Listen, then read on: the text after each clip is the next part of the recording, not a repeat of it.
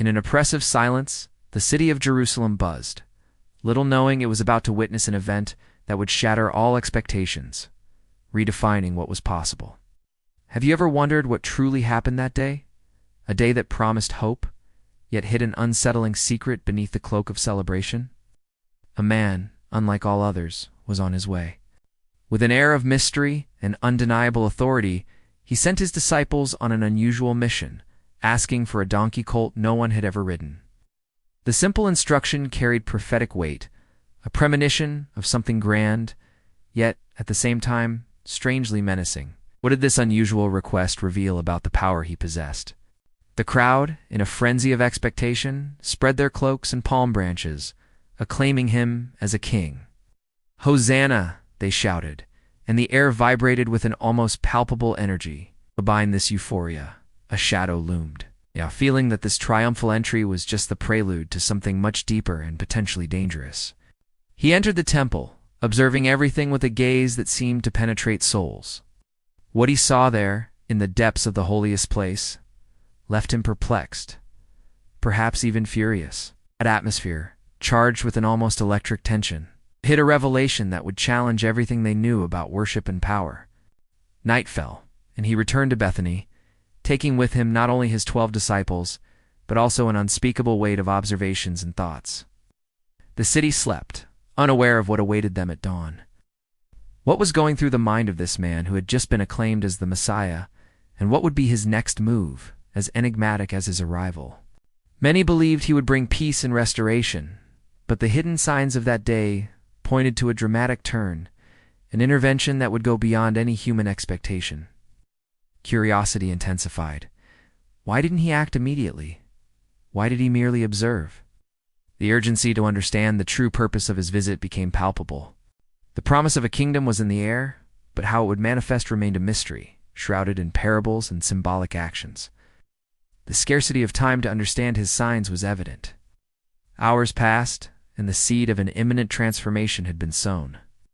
The scene in Jerusalem, with its palm branches and acclamations, was more than a celebration. It was an enigma. Those who followed him felt they were on the verge of a monumental discovery, but also of imminent danger. The fear of the unknown mixed with the hope of a new era. At dawn, Jesus' hunger was not just physical, but spiritual, a hunger for justice and truth that would lead him to a shocking act. Have you ever imagined what could drive someone with so much power to such an apparently arbitrary, out-of-the-ordinary gesture that even today it causes controversy and astonishment? He saw a fig tree full of leaves, promising fruit he didn't find. In an instant that defied all logic, a curse was uttered, sealing the fate of that tree. What does this mean for you, for your own unfulfilled fruits and promises? Time is running out, and the scarcity of opportunities is a warning. The group continued to Jerusalem, and tension rose with their entry into the temple.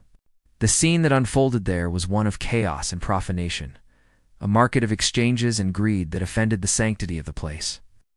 The fury that consumed him was more than anger. It was the manifestation of a divine authority that tolerated no dishonor. With unshakable power, he overturned the tables of the money changers and the seats of those selling doves, disrupting a corrupt system that exploited people's faith. Panic set in, a primal fear that the established order was crumbling before their eyes. No one expected such audacity. "My house shall be called a house of prayer for all nations. But you have made it a den of robbers," he declared with a voice that echoed through the temple columns. This was not just a rebuke, it was a sentence, an ultimatum that demanded immediate change, an undeniable urgency. The religious leaders and scribes heard, but instead of repenting, they sought a way to destroy him. The fear of losing their power and influence was greater than the truth he presented. They were blind to the authority confronting them, and the danger to Jesus increased with each passing second. At night, he and his disciples left the city, silence filling the air heavy with recent events. What had been witnessed that day would not be forgotten. The image of the cursed fig tree and the cleansed temple etched in their minds. The lesson was clear, but its full meaning was yet to come. The act of cleansing the temple was a demonstration of the scarcity of divine patience, a sign that the opportunity for redemption was rapidly diminishing. The urgency of the message was undeniable. there would be severe consequences for those who perverted sacred purpose. The next day, as they passed by the same road, the disciples saw the fig tree, withered from the roots. Shock and awe were evident on their faces. Can you imagine the impact of seeing a tree, healthy yesterday, completely shriveled in such a short time? What did this reveal about the power of words and faith? Peter, remembering Jesus' words, exclaimed, "Master, look, the fig tree you cursed has withered." The reality of what had happened set in, the undeniable evidence of an authority that went beyond human comprehension. There was a truth to be extracted from that event, a crucial lesson for all of us. Jesus, calmly and profoundly responded, "Have faith in God." But what does it mean to have faith at this level? A faith capable of moving mountains, or, in this case, withering fig trees. It's a faith few achieve, a scarcity of true belief amidst a world of doubt. If anyone says to this mountain, "Go, throw yourself into the sea," and does not doubt in their heart, but believes that what they say will happen, it will be done for them. This promise is as grand as it is terrifying.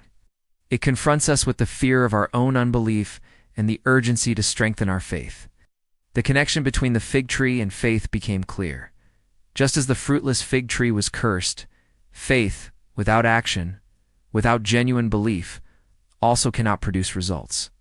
It's a severe warning, a scarcity of mercy for those who merely simulate. He continued, emphasizing the power of prayer and forgiveness. And when you stand praying, if you hold anything against anyone, forgive them, so that your Father in heaven may forgive you your sins. This is the key to unlocking the power he demonstrated, an act of personal authority. The implication is profound. The fig tree is not just a tree, it is a symbol of our own spiritual lives. If we are not producing fruit, if our faith is barren, what will become of us? The trigger of fear of inaction and the urgency of change becomes glaring. The story of the cursed fig tree is a powerful reminder of the responsibility that comes with faith. It's not just believing, it's acting, it's forgiving, it's producing. The scarcity of time to align our lives with these principles is a call to immediate action. Upon his return to Jerusalem, while walking in the temple, Jesus was confronted by the chief priests, scribes, and elders. They demanded to know, "By what authority are you doing these things? Or who gave you authority to do them?" The tension was palpable, the challenge direct. He responded with a question that cornered them, a tactic that revealed his unparalleled wisdom. "I will ask you one question. Answer me, and I will tell you by what authority I do these things." John's baptism. Was it from heaven or from men? Answer me. The ball was in their court, the trap set. They deliberated among themselves, fearing the crowd's reaction if they said John the Baptist was not sent by God. At the same time, they could not admit he was, for that would validate Jesus' authority. The scarcity of options put them in a terrible dilemma. Their indecision and fear of losing authority over the people led them to an evasive answer. "We don't know," they said. Jesus' authority, so clear in his actions, was now put to the test, but they lacked the courage to face it head-on. The urgency of the decision was crucial. With a subtle yet firm smile, Jesus concluded, "Then neither will I tell you by what authority I do these things." He exposed the hypocrisy of his questioners, the lack of integrity in their search for truth. The fear of their own weakness paralyzed them. This exchange was not just a debate. It was a lesson about true authority, which resides not in titles or positions, but in truth and divine power. It is a storytelling that echoes in our own search for leadership and authenticity. The urgency to recognize the true source of authority is a call to examine our own beliefs and where we place our trust. The scarcity of leaders with genuine authority in today's world makes this story even more relevant. Thus, the events of Mark 11 leave us with a powerful message. The Messiah came not just to be acclaimed, but to confront, purify, and reveal the true nature of faith and authority. What will you do with this truth? The decision is yours, and the time is now.